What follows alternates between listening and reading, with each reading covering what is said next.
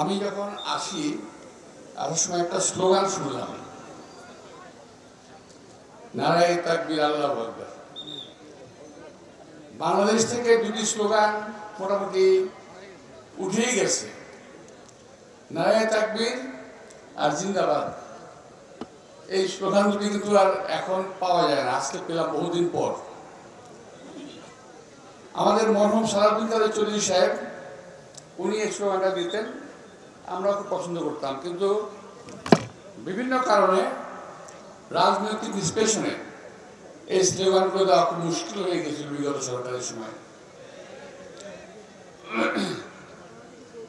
আসলে বিগত সরকার তো নয়, এটা ছিল একটা সময়, এটা খুব খারাপ সময়, সরকার নয়, একটা খুব খারাপ সময়। আমরা দুঃসময় আমরা পার করেছি, দুঃস্বপ্নের মতো পার করেছি। আল্লাহ তাআলা আমাদেরকে এখানকার সবাইকে মোটামুটি পরীক্ষা নিয়ে নিয়েছেন যে আমরা পারি কি পারবো না। আমাদের সেই ছাত্র ঐক্যের ঐক্যের পরিষদের ছোট ভাই ও বলে গেছে যে যখন নাকি, আরেকজন বলেছেন অবশ্য, যখন নাকি আন্দোলনটা মোটামুটি স্থিমিত হয়ে গেছিল তখন যাত্রাবাড়িতে এই আন্দোলন পরিচালিত হয়। যাত্রাবাড়ি, উত্তরা এবং বেসরকারি যে কমিটিগুলো ছিল, কলেজগুলো, ইউনিভার্সিটিগুলো ছিল, সঙ্গে জনতা, ছাত্র জনতা মিলে ওই দুঃস্বপ্নের ওই তথাকথিত সরকারকে উৎখাত করতে পেরেছি। আমরা আল্লাহর কাছে অনেক শুকরগুজার করছি। নিশ্চিন্তে আজকে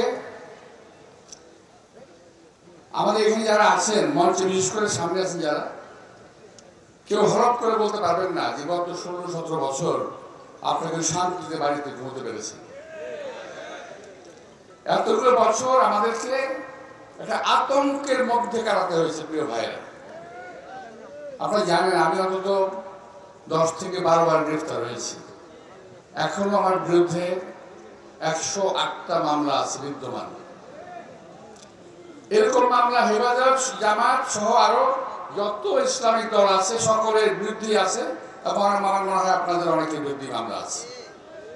তো এই আতঙ্কিত জীবনের অবসান ঘটেছে, আল্লাহ তাআলা আমাদেরকে সুযোগ দিয়েছেন। সুতরাং এই সুযোগের একটা ভালো ব্যবহার আমাদের করতে হবে। আমরা যাতে সারা জীবন এই স্লোগান, আমার তো মনে হয় এই 16-17 বছরে ইসলামপন্থী দলগুলো, যারা সচ্চা মুসলমান, এরা নারায়ে তাকবীর আল্লাহু আকবার স্লোগানটা দিতে একটু দ্বিধা হতো, কষ্ট হতো। কারণ কখন জানি এই আওয়ামী বাকশালী চক্র, এই দুঃস্বপ্নের যারা প্রণেতা ছিল, তারা আবার আমাদের উপরে চড়ে বসে।